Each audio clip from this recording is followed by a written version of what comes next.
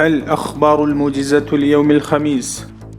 يقول المولوي عبد الناصر منقاد مدير مستشفى الألف سرير في كابول إن 5000 مدمنا يخضعون للعلاج في هذا المستشفى. ويضيف منقاد مع قدوم الإمارة الإسلامية عولج 14,000 مدمنا في الأشهر الستة الأولى من عام 1401 هجري شمسي. فصلت محاكم مقاطعة بدخشان في 2265 قضية وأصدرت 4488 وثيقة مختلفة.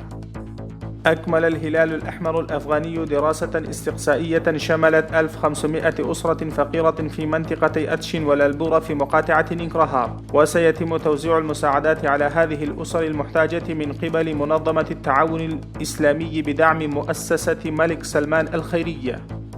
يقول المتحدث الرسمي باسم إمارة الإسلامية مدمن بوليسوختا ممتنون للإمارة الإسلامية لنقلهم إلى المستشفى لتلقي العلاج ومنحهم حياة جديدة.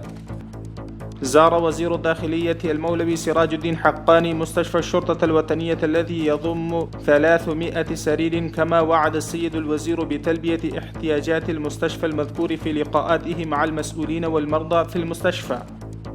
بدأ المعهد الوطني للمشتريات برنامجا تدريبيا ل28 موظفا من مختلف الوزارات والهيئات، بما في ذلك موظف المساعدة الاقتصادية برئاسة الوزارة للفترة 14 ضمن سلسلة البرامج التدريبية المؤقتة.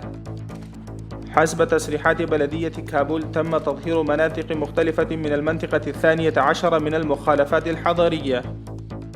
عقدت الجلسة 12 للمجلس الأعلى للمحكمة العليا برئاسة رئيس المحكمة العليا لإمارة الإسلامية في أفغانستان الشيخ عبد الحكيم حقاني.